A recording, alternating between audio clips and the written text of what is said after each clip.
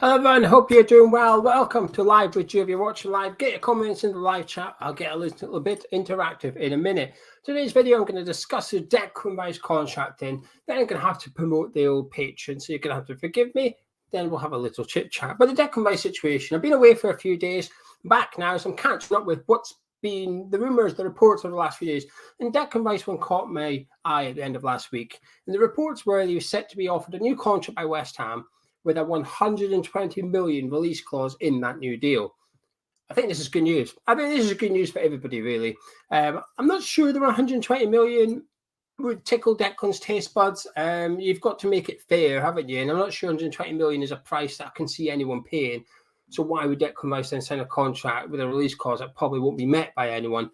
So for the sake of the video, I'm going to hypothetically assume it's 100 million. I think that's a fair price tag, and I think it's our price tag. You know, David Moyes has sort of alluded to the fact it's 100 million. David Sullivan has alluded to the fact it's 100 million. It's just a price tag that's been attributed to Declan Rice one way or another. So I'm going to go along with that for the sake of the video. So bear with me.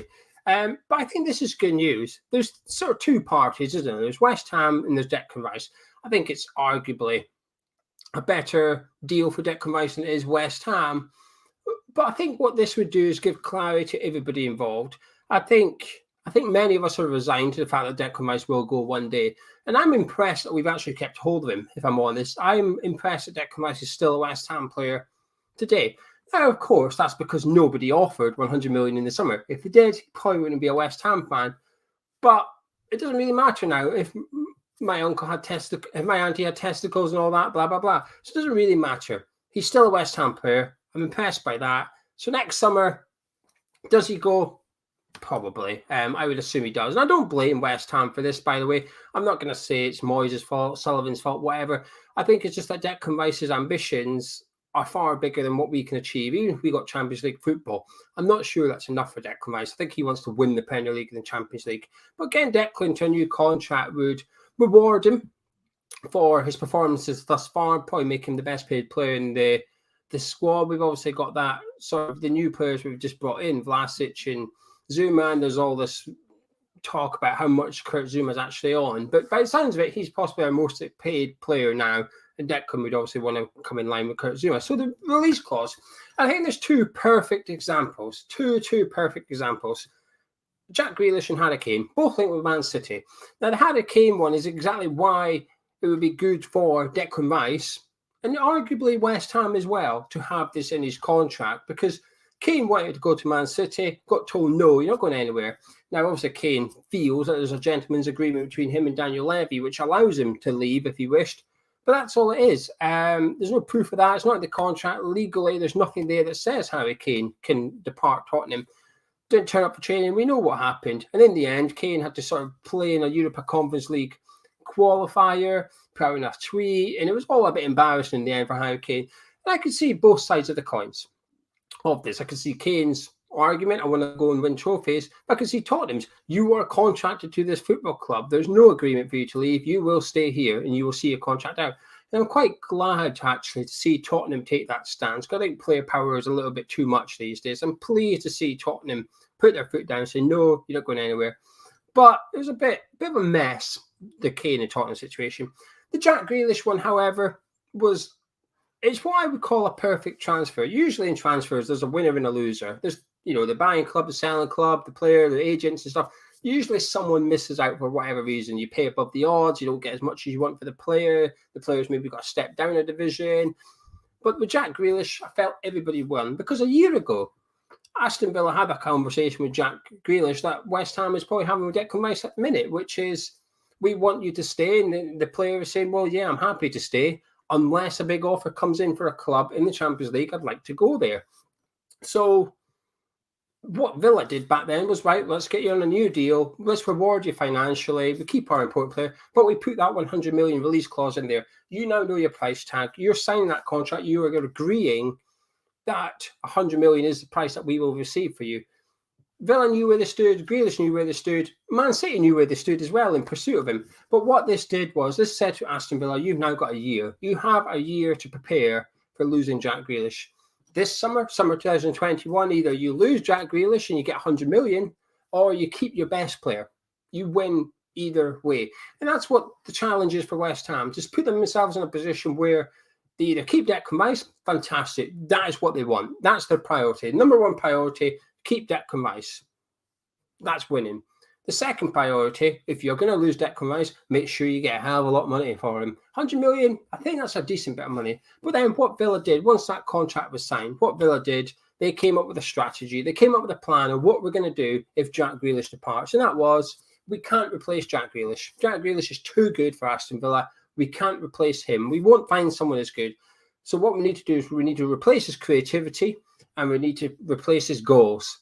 So instead of buying one player to do both, we'll just buy two players.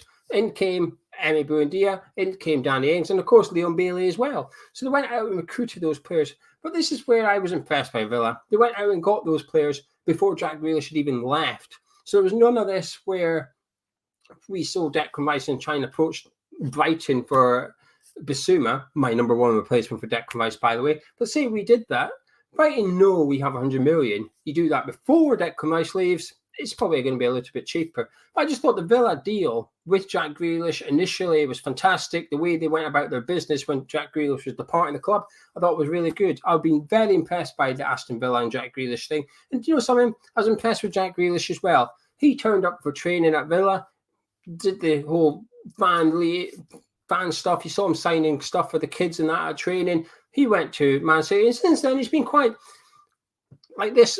Jack Grealish defending himself in the transfer, and so he should. You know, he left in a respectable way that he'd agreed with the club beforehand, and I was just very impressed by that. Now, this is where West Ham have to do the same. West Ham, I think, would do well to get Declan signed a new deal with a release clause in it. Declan knows his price. We know the price we want. Every club that are looking at him knows the price then. And I've always been a fan of sort of just having a price for players. Everybody's for sale, in my opinion. There's no such player not for sale, especially this summer. We've just seen Messi leave Barcelona. We've just seen Cristiano Ronaldo move, and that's without looking at all the other transfers. So every player has a price in football.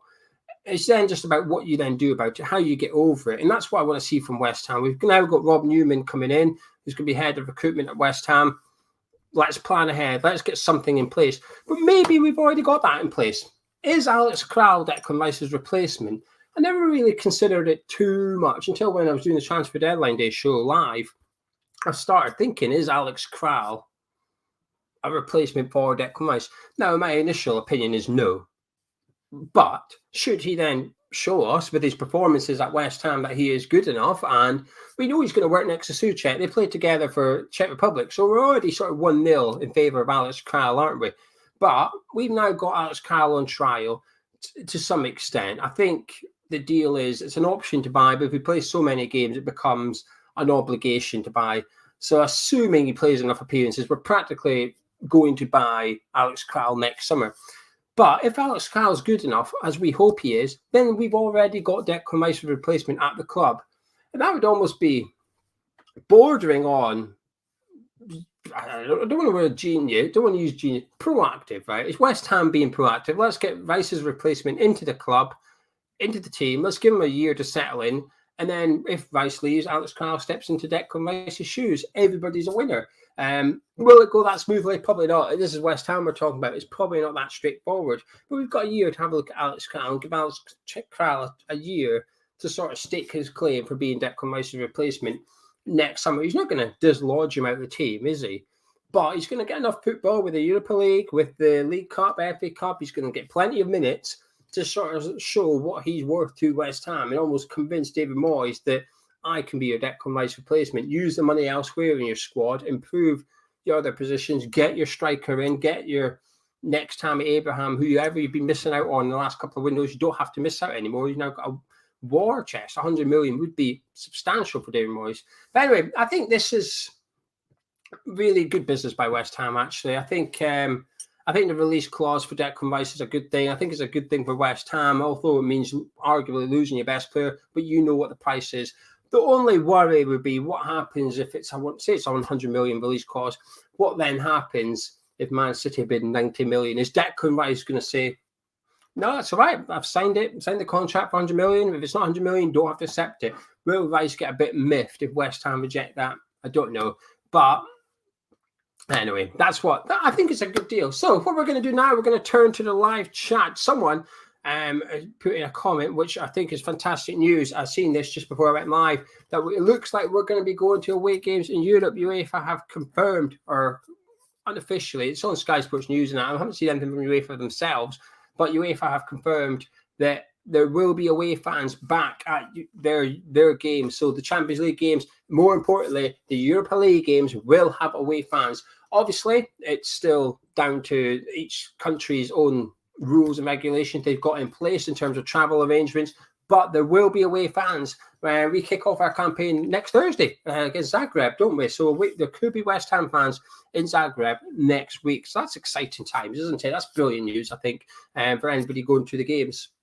Anyway, before we get into the live chat, we will jump into the live chat and we'll have a little chit chat together. Before we do, just want to point in the direction of our Patreon. It's the start of the month, which means it's the best time to join up. You get charged when you join, and you get charged on the first of every month going forward. So the earlier you join in the month, the better value you get, more days you get before you have to renew. The link is in the description below. You can go to patreon.com/hammerschat if you wish to support the channel. You can afford £3.60 per month, and you'd like to support myself and Gonzo doing this at our jobs, you can do via the link in the description, and you get more video content. You also get a range of other benefits. We've got WhatsApp groups, we've got giveaways coming up, discount our online store. This polo shirt, by the way, today's the last day you can pre-order it. It was going to be yesterday, but I felt bad that we hadn't promoted it in a video, so I'm promoting it in this video. If you want to pre-order one of these, you can do. The link is in the description. I don't know the URL. It's hammerschat-shopify.com or something. The link's there. You can click on it. You must order it by tonight. Tomorrow will be too late to pre-order it, and we'll get it sent out to you. Patrons get discount as well. So if you're a patron, check the Patreon website for your discount. You can get up to 30% off. Anyway, enough promoting the Patreon, but please sign up if you can and get more videos and stuff, and help support the channel. It'd be much appreciated. Right, so let's take some comments in the live chat. Dean Humphreys is saying, we'll say Alex Crowell becomes a player at Declan Rice and we'll be back to square one, so he will do what Declan Rice will do. Maybe, Dean, but that would be a success.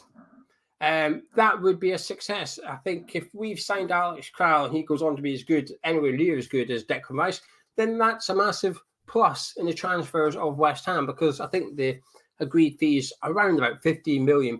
So we'd be buying a player of fantastic ability that fits into the starting 11 for just $50 million. I think that's a bargain in this day and age, actually. I really, really do. So I think if Alex Crowell turns out, yeah, he might end up wanting to leave as well. But I've seen comments from Alex Crowell. I've seen him say something like along the lines of, it's not about playing in the Premier League, it's about playing for West Ham. I like that comment. I like it. You know, Vlasic has made similar comments as well. He did that video with West Ham, and he kept talking about Michail Antonio. I don't think Nikola Vlasic knows too much about West Ham, because the only thing he kept repeating was that Antonio's a good striker. And you were sort of waiting for him to say other things, and he just kind of said, and then his dad spoke about how he wished that Vlasic went to AC Milan, but we'll ignore that. But then his dad said West Ham have got some good players like that striker Antonio. So I don't know, either Vlasic really likes Antonio or he only knows Antonio. But speaking of Antonio, I seen he played in his game last night. He made his debut for Jamaica. Wasn't a very good game by the sounds of it. I didn't watch it, did not tune in because I've been away for the weekend. But I've seen that he played for Jamaica last night, and they're not doing too good. I was reading the tweets of a Jamaican fans account to get like their sort of take on sort of how Michail performed himself. And I've seen them saying that the manager's not doing too good, and someone said something like, only insert manager's name could take the most informed striker in England and make him look bang average. I thought, well, Antonio didn't do too well by the sounds of it, but they're blaming the manager rather than the players that played for Jamaica. So that was interesting, I thought. Right, let's have a look. Paul saying that Rice will go at the end of the season. We will wish him all the best. I think so. I do think most fans are resigned to losing Declan Rice. I think most will also wish him the best as well. That's the one thing that sort of I didn't really understand, if you like, about the Jack Grealish to Man City thing. No, that's too much of a bother. It's West Ham channel. But I noticed a lot of Villa fans were a little bit sort of miffed with it. Mixie saying Antonio should be in the England squad. He would have shown how old. Yeah, I think he deserved it. I think he deserves a call up for England. But anyway, I think it's our benefit to some extent. I'm a bit wary of him playing for Jamaica because it's a long way to travel and stuff. I'm just glad that this international break, he didn't have to play because of the red list countries going on. He could only play in one match for Jamaica, then he comes back because Jamaica have actually got a game Thursday night going into Friday morning. The kickoff's like 2 a.m. or something. So in theory, let's just say there was no green, amber, and red list countries, and everything was normal. So Michail Antonio could play all 3 fixtures for Jamaica. Michail Antonio will be playing for Jamaica at like 2 a.m. on Friday. West Ham plays on Saturday at 3 p.m. So we would not have had Antonio available for the weekend game, which is a bit of a worry because it's not like you can say that we've done our transfer window planning knowing that he can only play this one fixture. I mean, to some extent you could, but there's another round of fixtures next month. So then Antonio could very well be playing on a Friday and West Ham playing on the Saturday. So it's not great. It's not great for Antonio. Ionix obviously watched the game. We said that Antonio looked a bit jaded, didn't have much to go on, hardly got any service. The rest of that team are shocking. I did see that people were saying that Jamaica just played long ball all the time, which when you've got players like Ravel Morrison in the team, I say that because it's probably the only player I know. Pinnock of Brentford, I know that as well. It seems a bit frustrating, but Sam, do you think Areola will get his chance in the next game? I think so. I think Fabianski's opened the door a little bit for him, hasn't he? I don't think he was great against Crystal Palace, Fabianski. But because we've got the Europa League game on Thursday, I think it gives Moyes a bit of an out, really. So if he drops Fabianski against Southampton, puts Areola in, he can say to Fabianski, I'm putting him in so I can play you on Thursday. But at the same time, you could also leave Fabianski in and say to Areola, it's because I'm playing you on Thursday. So Moyes has got a bit of an out with the Europa League next weekend. So it'll be interesting to see what he does, because I do think Moyes will play his number 1 goalkeeper in the Premier League, because that's the bread and butter at the end of the day for now. Should we make the knockout stages of Europa? That may change. But as we speak, I think your bread and butter games are currently the Premier League fixtures, and that's where we will see our number 1 goalkeeper. Glenn saying he's watching Lingard. You wish he came to us, and Bellingham looks so good. I agree with Bellingham. I don't watch much Bundesliga football anymore. I used to, but not so much. But my sort of football consumption has changed a lot in the last few years. I used to watch sort of maybe one Premier League non-West Ham game, and then I'd maybe watch a Bundesliga game in a championship game or something in a normal weekend. I would try and watch one from each league as well as West Ham. But nowadays, because I sort of do this for a job and I want to do sort of like my own channel, which is generic Premier League football as a job, I've completely ditched non-Premier League football. I'm sticking with Premier League football. I know it's not going to be popular. I know I am sort of buying into the plastic league, if you like, but I want to do this for my job, so I've got to take it serious, haven't I? So I don't watch much Bundesliga football anymore. As for Lingard, I still wish we signed him. I still wish we do, and I hope we sign him in January, because we've also got African nations coming up, haven't we? So we'll lose Saeed Benrahma and possibly Michail Antonio, but we'll definitely lose Saeed Benrahma for a little bit in the January period.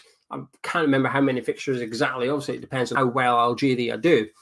But Saeed Benrahma will miss fixtures. So we need, on the 1st of January, pretty much, we need to get someone in, because we're going to be short, aren't we? No Saeed Benrahma. We're already light on numbers. So I hope Jesse Lingard returns at the very start of the January transfer window. The details haven't been leaked. It's just reports that in a newspaper that he was going to get a minimum fee release clause in his contract, which, if I was a journalist, it's the type of sort of guess I would make. If I was doing an article, I had to make something up about West Ham. I would think, right, West Ham are clearly going to try and get Declan Rice sign a new deal, along with Vladimir Sufal. Those two are the number ones. So how would you persuade Declan Rice to sign a new deal at West Ham? A, more money. B, release clause. A bit like Jack Grealish, conveniently. So I don't think it's been leaked. Bertie, I think you're on to something there. It said that he's been handled by his dad. He is. Do we trust them? I think not this rumour, the minimum fee release clause, that's a bit different. In regards to, now this is me to be clear, this is me guessing. This is not, I don't know anything. I'm not being told anything. This is my opinion and my opinion only. But in the summer, when we got told that Declan Rice had rejected 2 contracts with West Ham, Matt Law broke it. And Matt Law is obviously a Chelsea fan. And I feel that would have come from Declan Rice's side of things, because Declan Rice's family are obviously Chelsea fans and stuff. But Matt Law has good contacts with this Declan Rice stuff. That's why when he put up something about Declan wanting to go to Chelsea, and everybody sort of called him a liar, I thought, well, hang on a minute. You can't believe the fact he's rejected a contract at West Ham. You believe that, broken by Matt Law, but the other stuff that you don't like or you don't want to like about him wanting to join Chelsea, you don't believe because it's Matt Law. And I just felt like you were having it both ways a little bit. And I feel, again, my own personal opinion, that Matt Law has got contacts in regards to Declan Rice, because I remember he did that podcast with, I think it was Athletic, or it was a Chelsea podcast anyway, and he put up saying that, Rice wanted to go to Chelsea and he feels he should be 60 million. And everybody called him a liar. And a couple of days later, he broke the news that Rice had rejected contracts. And I felt at that time that was Matt Law's way of almost justifying what he said a couple of days ago on the podcast with almost proof, which is, well, you think I'm a liar about Declan Rice? Have this news about Declan Rice. I knew about this and I've kept it quiet. Have that. And he put it out there. And since then, he's sort of touched on Declan Rice a little bit and stuff. What I'm basically trying to say badly is, if Matt Law says something about Declan Rice, I would not dismiss it straight away. I would take it with a bit of credibility, personally. Someone asked about, Mark, do you think Vlasic will start against that? No, he's not had any training. He's not even met his teammates, when everything he's done for West Ham in terms of his medical and that. I don't think his medical was in London, because when the club did the announcement, it was a graphic made of a picture of Vlasic playing for Croatia. So I don't even think he's been in London, Vlasic. I don't think he's been in London. So that would insinuate he's done his medical overseas. The results have come back. I've had a look through it, said it's all good. He's done the deal, done the contract and stuff. And he's been with Croatia. So he's not even had a training session at West Ham yet. Bear in mind, the internationals last until Wednesday evening. He won't even touch down in London until Thursday. Moyes might get 1 day, 2 days with him at the most before the Southampton game. No chance of him starting against Southampton as far as I'm concerned. Hopefully he's on the bench. I wouldn't be surprised if he's not on the bench, but hopefully he is. Yeah, I agree, Charles. Moyes eases players in. Don't think, well, Zuma might, because he obviously lives in London. But I don't think we'll see Vlasic or Alex Kral for that matter. They might make the bench. That's it. Right, let's see what else everybody's saying. Gordon saying we'll see how much Rice likes West Ham by how he deals with his contract. To be fair, I've been impressed by.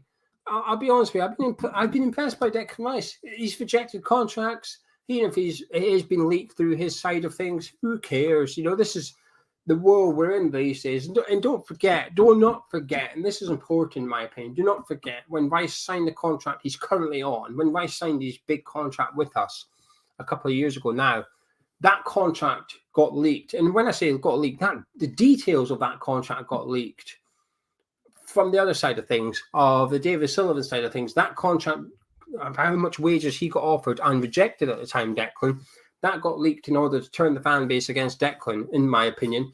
So it's almost like, not revenge by Declan Rice, but it's very much tit for tat. It's very much negotiations in the public eye, if you like. So I'm not bothered. I think Declan Rice has handled himself professionally. When we played Newcastle, first game of the season, it was pleasing to see. Declan Rice was superb in the first half. I thought he was average. Second half, bossed that game. But after the match, he was very much celebrating with the fans. He was proper enjoying the victory and stuff. And any slight doubt of commitment Declan Rice had to West Ham. Bear in mind, the transfer window was obviously open at this point for a further 2-3 weeks. Any slight doubt of commitment you had about Declan Rice to West Ham United was gone that day, that afternoon, gone. You can't question his commitment. As far as I was concerned, as simple as that. Mark, if Lingard doesn't get a start for Man U, he will, after last night's performance, he will never only be good enough for us. What I will say, though, is with Lingard, it's a bit harsh, but it was Andorra. There's only so much you can read into it, is it? Surely. I didn't watch the game, though. I didn't watch it. Matty, who do you think takes the armband next season? Rice. If Rice is off, I don't know. It'd be interesting to see who. Probably Aaron Creswell, actually. I would say Aaron Creswell. Should he be our first choice left back? If he's not sure. But Aaron Creswell is my sort of third choice. I think he supports Chelsea. I think he does. He's always on the Chelsea podcasts and stuff, and I think he supports Chelsea. I probably would. Yes, I probably would. I really like Conor Gallagher. I think he'd fit the way that Moyes plays football as well, with his box to box thing. He wouldn't replace Declan Rice. I wouldn't want to see Souček and Conor Gallagher. Maybe I would, actually. I think Souček might be better, just sitting defensively. But certainly, I think Gallagher would be a fantastic addition to West Ham. Really, really do. John says the only time Lingard will get game time for this autumn is for England's second choice team. Fat Gitchenko, I like that name. Fat Gitchenko says should have a release clause for everybody. Masmaku, Noble, Moyes, Dawson, etc. Minimum 60 million. Someone might go for it. Obviously, we'll recruit Moyes. They do it in La Liga, don't they? In Spain, every player has to have a release clause. I think it's part of the regulation in La Liga for this purpose, really. That if a player wants out, you've got him out. You've got a way of getting out your contract. Granted, you set them at stupid amounts. If when we were negotiating with Vlasic in the summer, we'd probably put 100 million down in his minimum fees because you don't want to sell him, do you? But I think in La Liga, I think it's you have to do it kind of thing. Anyway, Bertie, Matt Law might have liked this with Declan, but it sounds like Chelsea. Of course they are. He's a Chelsea fan, probably. I agree with John. Martin says he doesn't know there's any truth in this, but the rumour going around another consortium other than Pi Capital have made a bid and it's been accepted. I wouldn't pay much attention to those rumours at the minute. Even the Pi Capital rumour stuff. I don't even believe anything from Pi Capital, to be honest with you. I'll probably cover this in another video because it's a big topic. But this whole takeover stuff, I don't trust any of it. I'm taking it all with a pinch of salt. And I would be surprised if we don't still have Sullivan as the majority shareholder. New year, certainly. This time next year, probably. I think if anything's going to get done the summer 2023, we all know that that's the magic date where Sullivan doesn't have to hand any of his money over to the government in the stadium deal. So I think I wouldn't be surprised if we see him sticking around for another few years. Yeah, I'm taking the takeover stuff with a pinch of salt at the minute. I just don't trust any of it or believe any of it, kind of thing. Migsy says Kral's played with Stefan Souček, more likely to be introduced against Southampton from Vlasic. Pardon me, I agree with that. I think Moyes has scouted Kral for longer. I get the feeling that Moyes has watched Kral a bit more. I know that when it came to the Vlasic thing on the website, it said we've scouted him extensively, but it's not going to say anything else. It's going to say we've had a brief look at him, is it? I'm willing to give him the benefit of the doubt that we have scouted him massively, but yeah, I agree with what you're saying here. Our next thing is anyone for this pack up? I think a lot of people are. I think the Tony Cottee thing has persuaded a few people, not myself, but I think Tony Cottee has been the best thing Pi Capital have done so far. Just reading social media and comments of videos and stuff, I think everything Pi Capital have done has almost been negative for Pi Capital. It's resulted in fans backing away from Pi Capital. The Tony Cottee interviews, and I mean all of them. The one that he's been on the Sky Sports podcast, one with Gonzo, one with Dave Walker on the West Ham Way. Tony Cottee got about in a short space of time. He put himself out there, and I think he's won a few people round, or at the very least, I think he's softened a few people's stances. I think a few people have gone, right, okay, come on then, Pi Capital, I'll give you another chance, kind of thing. And the one thing for me, I think Tony Cottee speaks well, and I think he's done what he set out to do, which is to soften people's stances. But when he said, the question was, are you on the payroll by Pi Capital? He says no. but if they're successful, I will get a job. Well, that's as good as being on the payroll as far as I'm concerned. If anything is worse, if he was getting paid today, it was on because he then only gets paid if Pi Capital is successful. So it's now in his best interests. Pi Capital take over, and when I say his best interest, I mean Tony Cotty's bank account interest. Is it in Tony Cotty, the West Ham fans' best interest? Possibly, he believes it is. But it's also in his bank account's interest. And I find that hard. I find it difficult to listen to someone because I don't believe Tony Cotty can be impartial anymore. He cannot be Tony Cotty can no longer be fair. He's biased. Tony Cotty is going to be biased because he gets paid eventually. It's as simple as that. So, but also the one thing with Tony Cotty is one thing I will say. Like I said, I've got nothing against him. Never spoken to him. I've got nothing against him whatsoever. But the man has attached himself to every rumoured takeover bid of West Ham. I think if myself and Gonzo joined up with West Ham Fan TV and a few other channels, and we put together a consortium bid for West Ham, Tony Cotty would approve that and say, you know something, these boys, they're good for West Ham, because he wants a job at West Ham, so he's willing to publicly back anyone in order to get in the door and get on the wage slip, which I don't blame him, by the way. I don't blame him. There's an opportunity there for him to get a job. Take it. But I just find it hard to then take what Tony Cotty's saying. What's the word? Authentically? I don't know what the word is. You know, it's not pure anymore, is it? He's now biased. But anyway, let's just take a few comments. People are now talking about Pi Capital and Tony Cotty. We'll take a few. I'll disappear soon because I don't like doing these much. Ben says Pi in. Fortune's always hiding, saying, no, not about Pi Capital, but Tony Cotty spoke very well. Mixie says that he doesn't like GSB, but they've actually started to do things right. I did think that was funny. I have to be honest with you. Pi Capital's statement was, we're going to invest in the team. Since then, we've actually done okay in the transfer window. And they said, we're going to turn the London Stadium into a home. We're going to make the London Stadium a home for West Ham fan. And since then, the atmosphere against Leicester was absolutely unbelievable. So those two things that you've been promising has happened since your statement. That's a bit unfortunate for Pi Capital. Forrest says, the only pie he wants at the London Stadium is chicken and mushroom. Very good. I like that. Fember says, yes to pie. Yes to PIA, no to PAI. That's just going to confuse me. I'm not in the mood for this. Charles says, Pi showed too much ignorance to be real West Ham. I agree with that. I'm already on the back foot with them. I need a lot of convincing to sort of even consider it. Jamie Pack says, not a big fan of Pi, but I hate GSB so much.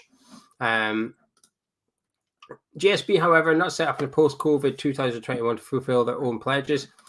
Charles says, Cotty was bribed with what he's always wanted, a full-time job. This is my thing. Eric says he doesn't mind Pi, but having Rio involved is stupid. More to come on that one, on the Rio Ferdinand thing. Sideshow Bob, Cotty went for the last lot as well. Matty says, Tony Cotty's main reason for backing Pi is having a role at the club. Why can't he do that with GSB? GSB have never been too fussed about hiring ex-players, still have they? Same with even at the London Stadium, they only get certain ones involved. They still don't get loads. And Stevie C says, shame, Tony Cotty losing credibility with fans. The thing is, he's been attaching himself to sort of every single rumoured bid that is in the last 11 years of Gold, Sullivan and Brady. Tony Cotty has jumped on it. I wouldn't be surprised, so I might actually do this because I'm that petty. I wouldn't be surprised if Tony Cotty backed Sullivan and Gold to take over West Ham 11 years ago. I would not be surprised. There's some quotes from Tony Cotty saying these guys will save West Ham, will be really good for West Ham, blah, blah, blah. And yes, he can change his mind. But my point is, Tony Cotty is happy for anyone to take over West Ham as long as they give him a job, kind of thing. Wales said nothing that he's seen in the PR and business backgrounds will convince him. They're just not as incompetent as GSB. That's where I am. Nick says that he refuses to support Pi because of Rio. Peter, you know what you need to do? Rename Miss Hammers Chat Hammers? No. I get the joke, though. I appreciate it. Fat Gitchenko says he wants a job at West Ham to replace Yarmolenko. Pi at best will invest as much as GSB, who will raise ticket prices, and stadium will be packed with tourists. I do think there's a bit of that about it, because the one thing that West Ham have, which isn't in line with other Premier League clubs, we have a really high percentage of season ticket holders. You take our capacity at the stadium, 60,000. Is it still 60? Has it gone up to 66? I think it's 60. It's been that long now. You take our capacity and our season ticket holders, which is 52,000, bear in mind 3,000 fans every game are away fans. Our percentage of season ticket holders to capacity is really high, really, really high. Liverpool, for example, are the complete opposite. Liverpool's ground is about 50% season ticket holders.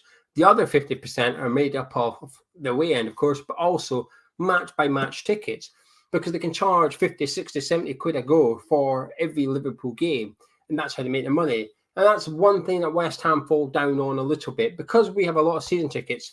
We don't go to the club shop very much, do we? You know, you might go once a season, that's it. The other 18 games, you won't bother. You've seen it all.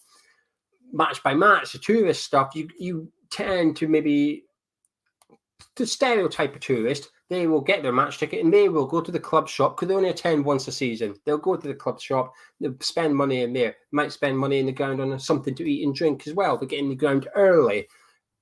Season ticket holders tend not to do that, because you go every week, you turn up a bit late or just before kickoff, watch the game and depart, spend as little money as possible. And that's where West Ham fall down commercially. If you look at the accounts and stuff, that's something West Ham are lacking. So perhaps there might be something in that in terms of Pi Capital wanting to focus more on match-by-match tickets, increases the revenue for the club. Jazza, off topic, have you binged a new season of your favourite Netflix series? What do you think? No, I'll finish on this one. My favourite Netflix series, my number one series, not Breaking Bad or anything like that.